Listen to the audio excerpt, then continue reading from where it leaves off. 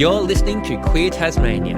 Queer Tasmania. Queer Tasmania. Queer Tasmania. Queer Tasmania. With Garry Wakefield. Welcome back to Queer Tasmania. On this episode, we're speaking with Tash about the Queer Art Collective and some upcoming youth workshops and an exhibition for LGBTIQA+ folks on the Northwest Coast. My name's Tash and my pronouns are she and her, but I don't mind the odd they sprinkled in here and there. I've been an active member of the Queer Art Collective since it began in 2021 and have been fortunate enough to help curate and coordinate each of the exhibitions. So this year, myself and Karen Knight, who's a Burnie-based artist, are the coordinating artists for the Queer Art Collective exhibition coming up in November. Fantastic. What this means basically is that we kind of manage the membership list. We've submitted a proposal and succeeded in getting a space for this year at Artscape in Wynyard. And we're also fortunate enough to have been offered a space at the Hive for 2025 in November. So Karen and I kind of put our thinking hats on and thought, well, given that we've got the bones of an exhibition for 2024 and for 2025 just through our active membership, we wondered whether we might be able to build the Queer Art Collective membership up here in the Northwest Coast by partnering with yourselves, working it out, Connect for Life, Northwest Pride, to get the message out to young LGBTIQ+ people and their allies that art's for everyone, and that we can all use art as a way of expressing ourselves and creating more visibility and representation for our community in our local areas. Amazing. So tell me a bit about the Queer Art Collective.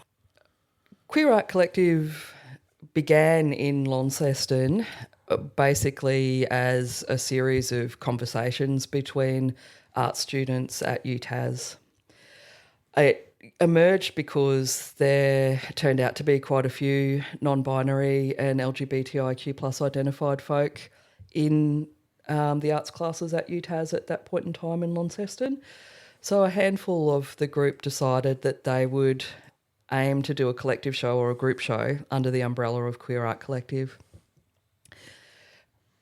Myself, I'm a social worker by background. I'm not a practicing artist, but I am a member of the LGBTIQ+ community. So when the opportunity came up to contribute works to the show and particularly to assist the curatorial team with laying out the show, transporting work down from the Northwest Coast to Launceston for the shows, it was definitely something that I felt that I could do, and discovered myself actually that creating work was a really nice healthy activity to help me wind down after work and to meet a group of people and hang out with people I wouldn't normally cross paths with. So from 2021, the first group show was in Sawtooth in Launceston and was picked up the following year in QV Mag, or the Queen Victoria Museum and Art Gallery in Launceston. So I helped write the proposal that got us space there in the community gallery. And we were also fortunate enough to have an exhibition timeframe that ran long enough at QV Mag to be able to host some events. So we've had artist talks, we've had drag performances as a part of it as well. Exhibited at QV Mag again in 2022 and 2023. And then at the end of 2023, because I'm based up here in the Northwest Coast, I was aware that our Northwest Pride happens up here in Ulverston in November. I marched myself into the Hive in Ulverston and said, hey, what do you reckon? And was fortunate enough to meet the curator there, Jaden Thomas, who said, well, we reckon it's a good idea. So we were able to run a Selected Works pop-up show from the 2023 Queer Art Collective group show at QV Mag, and we exhibited that in the foyer at the Hive at the same time as the Northwest Pride event. From that, I guess with just internal shifts that happen within volunteer collectives, so the head curator of the Queer Art Collective started to pick up work interstate and was flying back and forth between Launceston and Melbourne to work, and was not able to sustain curating a Queer Art Collective show for 2024. So I decided that I would try and get something happening up here in the Northwest Coast for two reasons. The first is that it's logistically easier for me. And I also really enjoyed the synergy with the Northwest Pride events that were happening in November here. I felt that it was an opportunity for us to build membership in the Northwest Coast. So we've always had artists contributing from the Northwest to the Launceston-based shows.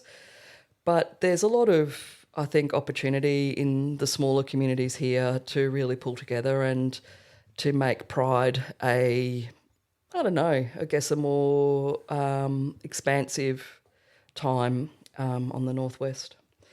So from there, it was just a matter of putting in some proposals, and we were fortunate to get offered space in Wynyard for 2024 and then in the Hive in Ulverston for 2025. Yeah, awesome. Is the collective, do they meet regularly? Is it as social as it is creative? That's a great question. For this year, I'll be frank, it's primarily been myself and Cara Knight, and we have recently had a volunteer put their hand up to come on board to help us with the social media side of things. Unfortunately, we haven't had much uptake outside of that, which is fine. That's often the way with organisations or with, we're not a formal organisation, but with a community group, I suppose. For the artist base in Launceston, I suppose it was easier for them to catch up. Many of them had pre-existing relationships through their studies at UTAS, which was the core group, I suspect, that were maintaining contact in that regard. What Karen and I have managed to do, though, is to gather interest from artists in the Northwest Coast who are planning to contribute works to the exhibition in November in Wynyard, and we'll be looking at growing that again for 2025. So we're still accepting submissions from the artists in Launceston, but our focus is primarily looking for Northwesters to be a part of helping out, performing if they want to.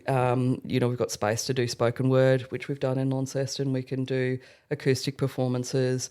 We can even look at, or we're hoping to look at running a small art market as part of the exhibition in the Hive next year.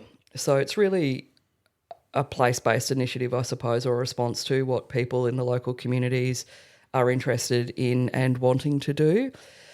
It's a completely volunteer membership. There's no membership fees. There's no set governing body, for want of a better word. We don't have, a president or administrator. We just have people who are interested in being part of an annual group show.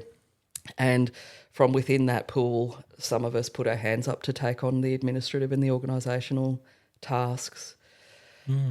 So I guess from that point of view, yes, Karen and I meet every week to make sure that we're on track with the planning. And certainly next year, if we have an opportunity to expand and to offer more workshops or to work together to perhaps host or create work that could go into a small art market, then we would be hoping to meet more regularly with people as a part of that process. Great. What's your art? Well, that's a good question. I feel, Garry,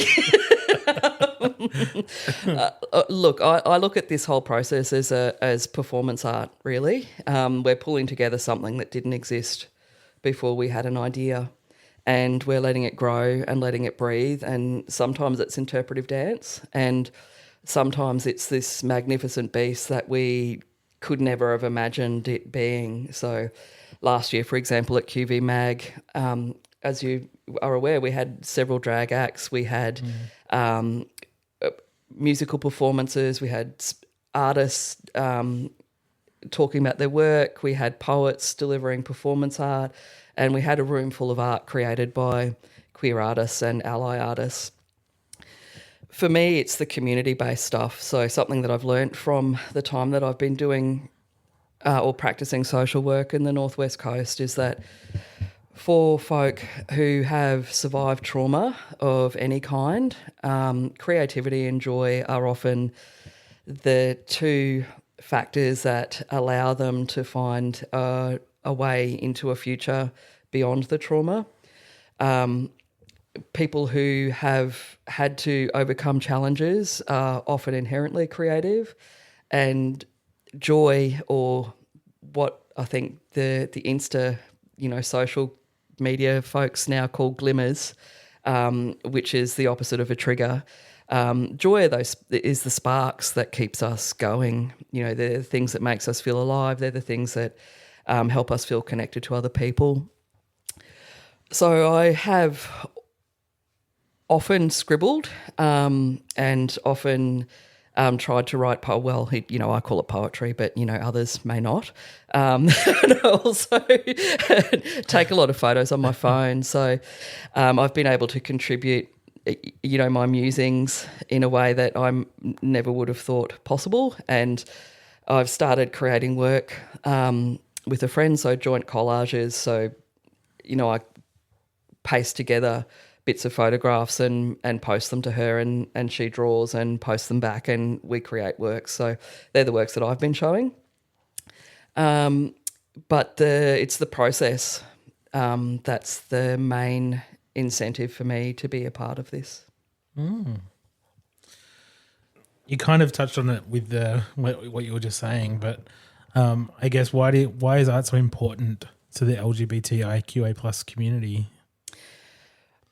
Something I learnt from you, Gary, actually, and I don't know if you remember, you may not remember saying it, but I remember you telling me once that if you wanted to live in a world where your interests were represented, you had to build it. And I remember you using words to that effect to describe, being involved in the community and the kinds of things that Northwest Pride and Out in the Park, or Pride in the Park feel, which is if it doesn't exist, we have to make it. So up here and in Launceston, we've got a really vibrant community of LGBTIQ plus creatives, and I've become aware of this primarily through the social media presence, so the Instagram membership really, and watching the artwork that is made by people that I know live in Launceston and around the Northwest Coast. What we don't have is a clear pathway for where people can show their work without it being part of a broader machine or I suppose a corporatisation process. So artists can submit applications, they can apply for prizes, they can apply for grants to cover funding shows, but all of those things are quite expensive and time intensive, and oftentimes they also need artists to be able to demonstrate that they've got an exhibition history, so that they can make work and show work, and that it's something that exists outside of their minds. So a community art group like this serves a couple of purposes. The first is that it creates a regular annual event that's really low cost. So there's zero cost to apply and zero cost to hang in the Queer Art Collective group shows. So for emerging artists or those who might be studying or just out of study, or established artists who may be regularly creating work but not yet supporting themselves full time. It provides continuity in an exhibition history. The part of it that interests me the most, though, is the possibility for folk who may never have seen themselves as being creative, but that might make, I'll use the word art, but they may not, but that might make quilts, or they might paint rocks, or they might, do embroidery or create their own little cards. So they're often artisans or craft workers who don't necessarily have a space to show or share that stuff, but they can if they want to through the Queer Art Collective. The other thing that we've become aware of through the process of having the last few years happen is that there are often people that come or have in the past come to the shows and gone, oh, wow, okay, I could do that. Or I'm interested in learning how to do watercolours or to make a collage. So for people who have something to express and are interested in learning a new skill, this is certainly a place. We don't have a hierarchy. This is part of what I like to call queering art practice. So it's a space for professional artists, which we do have in our membership, as well as the outsider artists or the folk artists, and there's no hierarchy in that. It's all shown in the one space, and no one's identified as an LGBTIQ plus person unless they want to. No one's identified as an ally unless they want to, and no one's identified via their exhibition history and their professional, in inverted commas, expertise either unless they want to. Now, the connection with creativity and queerness, I believe, and I'm probably showing my age here because I came of age in the 90s when intersectionality was just beginning to emerge and queer theory was beginning to come to the forefront. So post-structuralism for me was a school of thought that helped me undo all of the thinking that I'd had shoved into my little brain box and painted all over my body as a queer teenager in country Queensland, where we're taught that there's a certain way to be a woman and there's a certain way that women are in the world. And, that's cisgendered, it's heteronormative, it's, phallocentric. There's all these other things that are attached to that. But what I became aware of as a young adult was that when we start to think outside of the binaries and we start to think outside of the boxes that we've been put into, that's an inherently creative process. So we're painting in the margins already as queer folk. Yes, we may have access to more role models now than we did in the past, arguably. I don't know that that's necessarily the case for every queer young person, particularly in rural or remote areas, but certainly the internet has given us some wonderful opportunities to understand more about ourselves and that there's different ways of being. But it's still an actively creative process. We still have to stand up and come out. We still have to choose how we define ourselves. We still have to choose whether we code ourselves openly as queer or whether we choose to wear a mask or a uniform that allows us to navigate the world around us with relative ease. So for me, I feel like the stories that we have as queer folk, they're all different. They're, individual and generationally charged as well. So they change because our experiences of the world around us change with the way that history has changed and shaped queerness throughout time. So having a chance to express that, whether it's through poetry or through painting or through making. In previous exhibitions, we've had people make things out of old material that they'd collected from drag costumes. We've had people write poems and put a poem in a frame, and it's been about sitting on a bus in Burnie and being coded as queer. So I feel that those stories have a right to be heard, and they're not readily heard, or certainly from what I can see anyway in our quote-unquote mass media. So yes, we have the occasional queer character on television. Generally, queers hit the news when someone's been killed, and, that's not necessarily the nicest story that we want to hear. And The other thing that I'm really mindful of as well is that as the world changes around us, and we do have access to the internet, so it also means that we hear the bad things that are happening in a way that we may not have done before. So queer young folk are as impacted by what's happening to queer young folk in Africa or in the United States as they are as to what's happening to queer young folk in Burnie or Launceston or Hobart even. So having spaces where we can stand together and just show in whatever way, large or small, that there is a queer community here. This is what we're doing, and it's all different, but it's here. You know, when you're ready, if you want to, you can be a part of this as well. And for me, that's, I suppose, what I feel is the performance art process of building something from the ground up. So we're queering art by making it open to everyone and not attaching dollars to it. We're making sure the allies are included as well. So in that way, I think it's an inclusive or a queering of the LGBTIQ plus community, because we all need allies. We wouldn't be here without them, but especially for young folk, it's the allies that often help open the doors, whether it's parents, teachers, friends, or professionals, if they don't have support in their own families.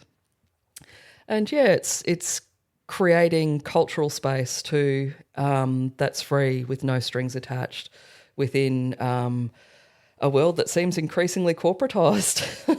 And, you know, why do it if you can't get $1 out of it? But sometimes I think the world we live in or that we want to be a part of is about what we put into it as much as what we take from it. Absolutely. Have you got a personal highlight, a moment that's really stood out for you since you've been involved in the Queer Art Collective? Yeah, sorry, I was mentally sifting through a lot of the good times, or the positives, and sifting through all of the, you know, doing walkarounds with the group of artists when the show's first put up, seeing all the work come in and it being so varied and so different, but then forming into a show. The live events, so having performers turn up and read their poetry or perform in an art gallery full of work for queer people, all of those things are massive highlights. Also getting media exposure, so the curator Amy Bartlett being interviewed by The Examiner and on ABC Radio to talk about it, because there is an appetite there for positive stories in mass media, I feel was a highlight as well. But I sifted all of those out because I think for me the big highlight is it's the walking into a space, like walking into the Hive or walking into Artscape and saying, hey, we've got an idea, what do you reckon? And having curatorial teams in established spaces go, okay, well, tell us a little bit more. Well, okay, yeah, let's do it. So I just had a shiver actually. So the highlight for me, I suppose, has been seeing an idea bloom and continue to grow and change shape. So even though we've lost the leadership from Amy for the time being, it's shifted again and it's created space now. We've got Karen and Ash coming on board and it will be a new thing. And there are shoots coming up in Hobart and shoots coming up in Launceston. So that's okay because the Queer Art Collective is an idea and it can grow regardless of where it's planted. I think for me that's the biggest highlight. That's amazing. Your face lit up when you started talking about it. Yeah, I felt the hairs go up on my arms. Yeah. It's that something out of nothing feeling. Yeah, I can relate to that. Absolutely. Yeah. So you mentioned some workshops leading into this exhibition. What do they look like? Yeah, so Karen, who is a practicing artist, and myself would like to find out if people are interested in working together to create art. So we've partnered with Working It Out to come and hang out at one of the youth groups in Burnie and again in Devonport for 2 workshops. So the first will be a workshop where we explain the idea and the genesis of Queer Art Collective, as well as talking about the upcoming exhibition. And then the second workshop, if folks are interested, would be to make work together that we will then show in the exhibition.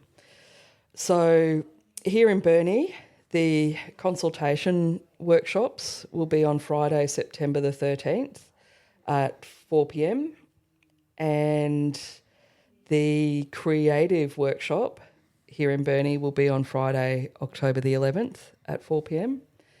In Devonport, the consultation workshop will be on Thursday, September the 19th at 4 p.m. And in Devonport on Thursday, October the 17th at 4 p.m. will be the creative workshop. The exhibition itself will run this year in Artscape in Wynyard from November the 1st to November the 11th. So we would need all artworks to be completed and ready for hanging by the 26th of October. I'm very happy to arrange pickup and transportation of artworks to the gallery, and there'll be no expectation that people will be required to hang. So anybody is welcome to submit artworks.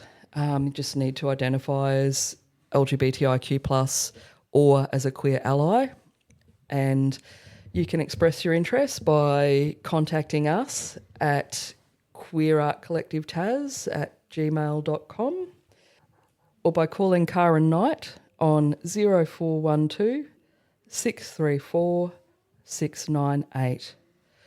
We can accept series of works as long as they're under A2 in size, and we can also accept sculptures or three-dimensional work as long as they're under 20 kilos. And all works must be ready for hanging. So that means that it can be attached to a wall by blue tack or by, a Velcro strip, or preferably with D-rings if a work's in a frame. I'd just like to plug next year as well. So if we get some interest out of the workshops for this year, Karen and I are considering working together for most of 2025 with a group to either create a collective work, so we'd all work on one work together, or to create individual works that could be a part of a larger series. We'll have a little bit more time if we lead into it from sort of February through to when we're looking at exhibiting in the Hive in November in 2025. Sounds exciting.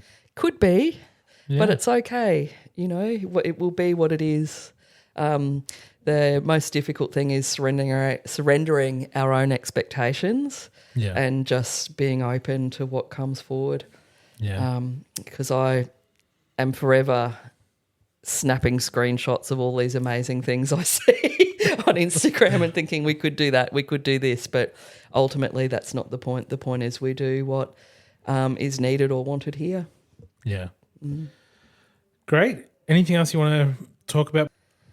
I'd just like to perhaps just finish on the key message, which is that art is for everyone and art is a part of life, and we may not see ourselves as artists, but I feel that every human being living in the 21st century, every human being ever living, I think, has always expressed creativity in some particular way, but particularly now in the 21st century when we have so much space for so many voices, I think it's a good time to come together and to share our voices collectively. Awesome. Thank you so much for coming in and talking today, and it sounds like it's going to be a really exciting exhibition and workshops, and I can't wait to see what comes from all this work. Thanks, Gary. I really appreciate your time, and thank you for the opportunity for chatting away today. No worries.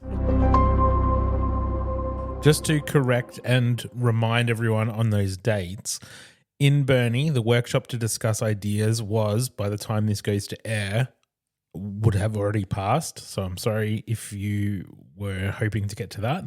But you are very welcome to join us for the workshop to create art, which will be happening on Friday, the 11th of October at 4 p.m. In Devonport, the workshop to discuss ideas and make plans is happening on Thursday, the 26th of September at 4 p.m. And the workshop to create will be on Thursday, the 24th of October. Now, these workshops are for the LGBTIAQ plus youth aged 13 to 18. If you are 18 to 24 and you want to get involved, please reach out to us and we can talk about how we can make that happen for you. And the exhibition itself will be held at Artscape in Wynyard in November, and we will share updates about that on the Queer Tasmania and Northwest Pride social media pages. So keep an eye on those. We're starting a new segment on this podcast called Ask Garry Anything. You can submit questions via email or social media message, or you can leave a voice message asking your question at memo.fm, that's memo.fm/Queer Tasmania. Recently, I was fortunate to be invited to a community service expo at Don College and met some great teachers and students who were very interested in the sector and in supporting queer folks and helping to increase visibility.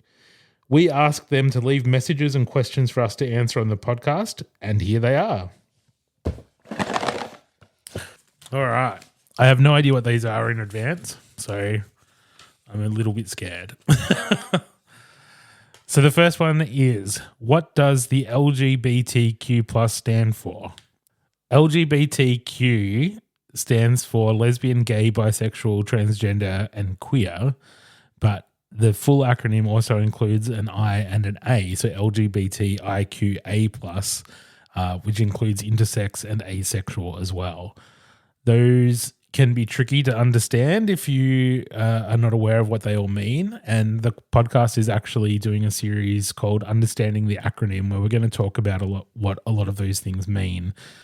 In fact, our very next episode will be our first episode in that new series called Understanding the Bi Plus Umbrella. So stay tuned for a more detailed explanation of what LGBTQ plus means. Next one. So the next one says, you're absolutely worth it. You're perfect. Oh, that's a nice message. That's to the community, not to me personally. The next question is, how can you ask someone what their sexuality is? Well, I guess that's a bit of a tricky question because unless you're interested in dating someone, I don't think it's relevant to ask someone what their sexuality is. I think it's okay to ask someone directly if it's not for just curiosity's sake. So if you're just asking because you're curious about whether that person might like girls or boys or whatever, I don't think you should ask. But if you're asking because you or, one of your friends is interested in them in a romantic or sexual way, I think it's okay to just be really direct and just ask the question. As long as you do it respectfully. Yeah. And be prepared for whatever the answer is. You might think that they're going to say that they're straight or that they're gay or that they're pansexual or maybe that they're asexual. And I think you need to be prepared for the answer not to be what you think it is, because you cannot judge a book by its cover and you can't make assumptions about what someone's sexuality is by the way they appear or how they interact with you. If you're going to ask direct, be mindful of how you respond and make sure that you respond with the same respect that you ask with. Okay. The next one in the box is, being yourself is all that matters.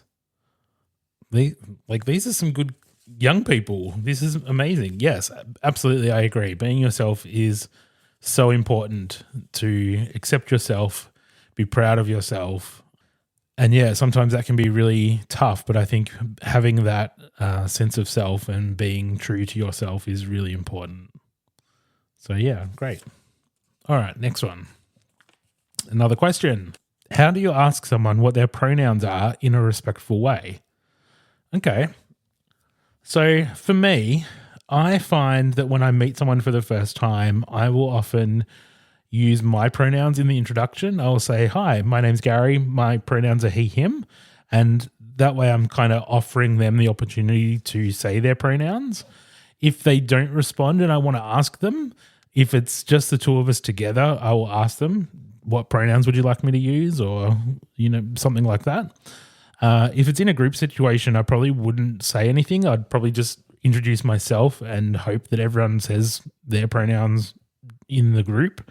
The other thing that I like to do about pronouns is not make assumptions on people's pronouns. So I won't call someone he, him, or she, her unless I know them or I know that that's their pronouns.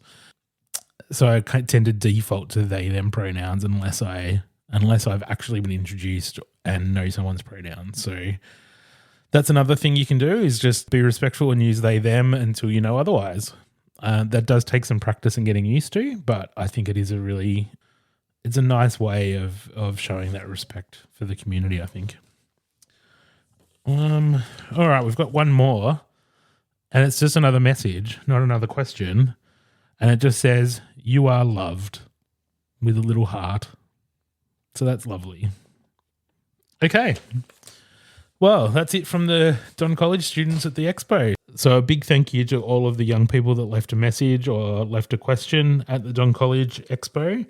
It's great to have some interaction and some really positive messages and questions there. So thank you. You can be involved. You can send a message via social media or email at wakefield_productions@outlook.com, or you can leave a 2-minute voice message at memo.fm/Queer Tasmania and ask a question, leave a message, leave a comment, whatever you like.